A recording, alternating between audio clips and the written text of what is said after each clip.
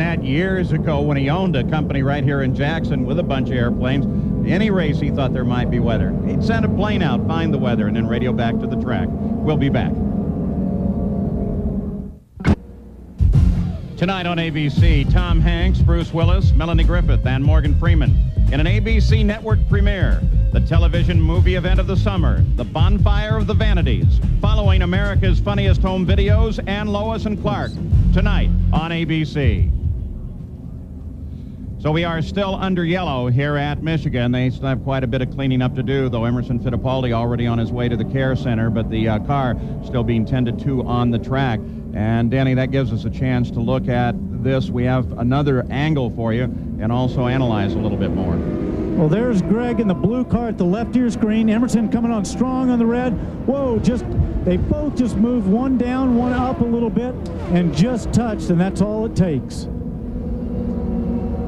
You can see, too, the good news is the fire tends to always be behind the driver on that kind of impact.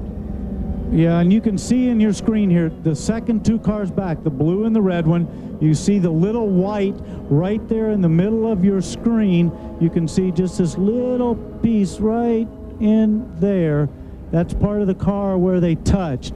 And then they just turns it a little sideways, and that's all it takes. He just gets it out there sideways. He's going probably 200, 220 miles an hour, and that's all she wrote. He just gets up there, hits the wall. And I'll tell you one thing you can tell here. It comes around, and Emerson does a really good job of holding it in there. Believe it or not, he's working probably to keep that wheel in a little bit there and keep up against the wall. That's the best thing he could have done. It let the rest of the field get through cleanly.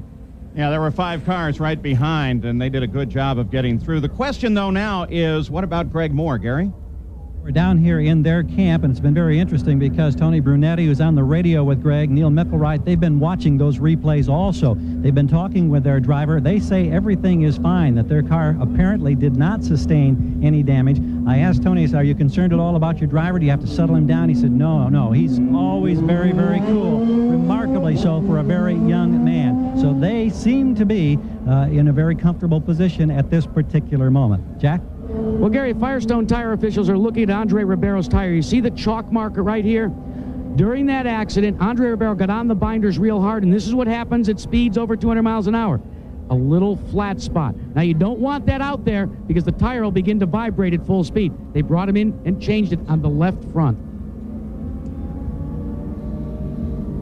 You know, the excitement of IndyCar racing is speed, and therefore safety is a #1 priority. Now, earlier, Gary Gerould took a look at the medical center here. The best medical facilities and staff on wheels. A racing incident, one of the most welcome sights for any IndyCar driver, is the arrival of one of these safety trucks and a team of specialized physicians who carry extrication equipment, which can actually cut through the wreckage to remove a driver from the cockpit if necessary. The safety of drivers and their crews has always been of absolute paramount importance to all of IndyCar racing. But it is comforting to know that in the event of an incident, be it on the racetrack, be it on pit road, or even here in the garage paddock area, these folks have the very best equipment at their disposal, including the most advanced mobile medical unit to be found in all of motorsports. The Director of Medical Services is Dr. Steve Olvey, who's justifiably proud of this $1 million emergency room on wheels. What we have here is our new facility, which is in one of the expandable trailers, and since 99% of what we see are simple walk-in clinic type things, we can take care of everything from the common cold or a minor cut or scrape to doing any immediate life-saving thing that can be done in any hospital emergency room or intensive care unit. We have all modern state-of-the-art equipment, nothing but the latest and best, and we can function as a trauma unit or MASH unit. One of the best analogies is a MASH unit in the military, and that's what we have here now. And there in the infield is that IndyCar Medical Center, and Carl Hogan just headed in there. We will continue to wait for an official report on Emerson Fittipaldi's condition, but we do not believe it to be serious at all. They're after 9 laps, most of them under yellow. We'll be back after these messages and a word from our ABC stations. The Indianapolis Motor Speedway will welcome the stars of stock car racing next week. Defending champion Dale Earnhardt battles NASCAR's finest at the Brickyard 400. Now, coverage begins Thursday with qualifying at 3 Eastern on ESPN, and then you'll see the race Saturday at 1 Eastern on a special edition of ABC's Wide World of Sports. Well, we continue to be under yellow, and we anticipate that they will go green at the beginning of the next lap, so let's quickly go down to the pits. Gary Gerald. Mauricio Gugelmin, Big Mo, to his team, was in the middle of the pack, and he had apparently a close call. This is the piece of bodywork that sets up on the dash, and look at over here. A piece of debris got into the mirror on the right-hand side, right near his head, and did that damage. He's made 3 stops to make the change, get a fresh mirror and bodywork on there. He has not lost a lap, but a close call for Gugelmin. Jack?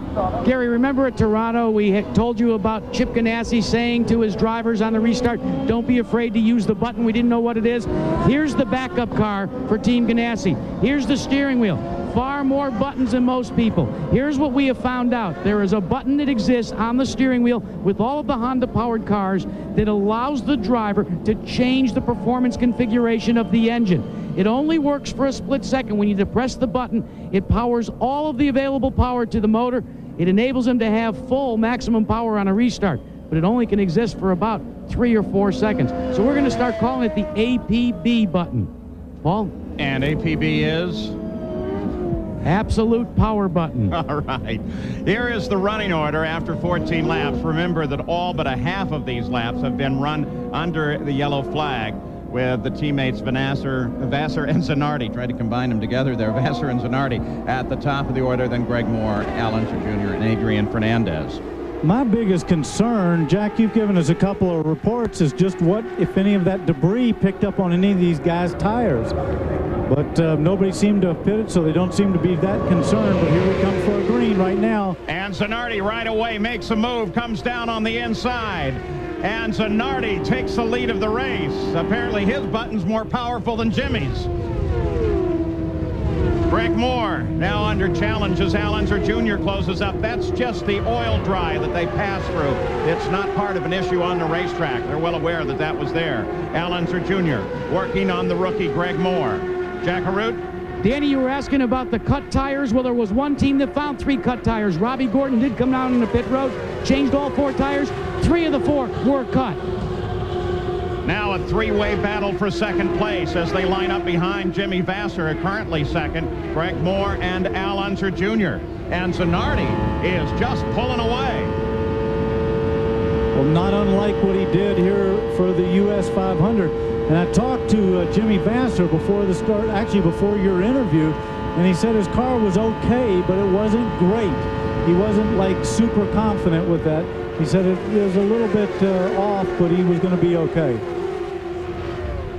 They really now begin to close up. Everybody closing on second place, but just got a glimpse. Scott Pruitt getting overhauled there, the winner last year. Bobby Rahal just ahead of him, now on board with Rahal. Currently 6th place. Paul, when I raced here, I started from the front row in '88 when I won, and everybody took off and passed me at the beginning. They just went away, and everybody kept saying, be calm, they'll come back to you. So this race is a lot of settling down yet to go. Adrian Fernandez comes up alongside Al Unser Jr. and makes his move for 3rd. And his car's obviously working well, that he could go down that low and put a pass on him down that tight. Well, at a track that they say you're not supposed to really contest one another early on, little Al stuck his nose back there, but he was also just keeping the momentum going from the draft, wasn't he? That's right. He wanted to get as much pull from that car as possible. Look back at the front of the field as they try to swap again. Vassar is able to catch up to Zanardi, but he can't make him. At the same time, Fernandez made a move on Greg Moore. Boy, for the early stages of this race, 19 laps complete, they're really at one another. Is that telling you that they are looking at weather and considering the possibility of a rain-shortened race? Well, I think they've obviously got that in the back of their mind, but I think their cars are just working good right now. and they're feeling racy, and they want to get to the front. If your car's working at this stage, go on and run up there. Greg Moore, see how high he's coming off there? I don't think his car's working as well as he'd like it to be. Fernandez moves again on third place. Moore in that blue and white car. Fernandez, red, white, and green. Fernandez looks like he's catching everybody. The front of this pack, he's closing down on it, and everybody seemed to have bunched up on the leader again. And a little further back in the field, Al Unser Jr. now being overhauled by Ray Hall. Michael, excuse me, Michael. Their cars look very similar, but Michael's moving up very well. Ray Hall was up there for a bit and then fell backwards, so now they work on Michael, and here comes Scott Pruitt again down on the inside. Remember, we saw moments ago as he was falling behind the group. But don't forget, this is a 500-mile race. If Little Al's dropping back a little bit, he might have a little handling problem. He might be being conservative. He can change that during the first pit stop and adjust the car. Penske does that very, very well. Go back up to the front of the field as the battle now is for second place, and it's between Vassar and Fernandez. Fernandez again to the right of the screen as they pass a slower car. Here comes Greg Moore as he moves on Fernandez. I think what happened there, Paul, is they had to lift a little bit to get around that slower car. Greg Moore did not. It gave him the momentum off of the corner. Look at him there. Greg Moore grabs off third from Fernandez. Now he begins to look at Vassar. And they're back to the original order of the field with a switch of Vassar and Zanardi.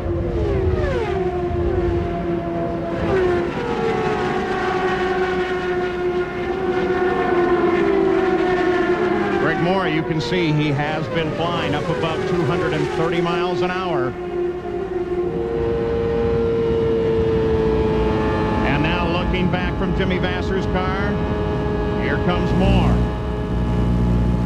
Car's dancing a little bit, though, Danny. Well, your car's always moving around. Don't forget, you have very little downforce in the car around this very fast track, and so it's going to move around a little bit there. He tried to go underneath him, but he wasn't quite sure. Now he's backed off a little bit. See how he lost the momentum just a hair there. You're only moving that throttle pedal just a fraction of an inch. I mean, you barely think you're even going back, and you lose so much ground. Wanting to get in underneath him. That's coming off of turn 2 onto the back straightaway. He's got a run at him right now. Mercedes power versus Honda.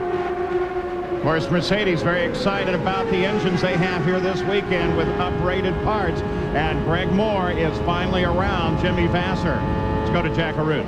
Well, let's update you on Al Unser Jr. No problems with the car. Just feels, according to Arbuck, that they should back up just a little bit, play it conservative, because it's going to take 250 laps, gentlemen. And Adrian Fernandez out and around Vassar. Arbuck, of course, is Richard Buck.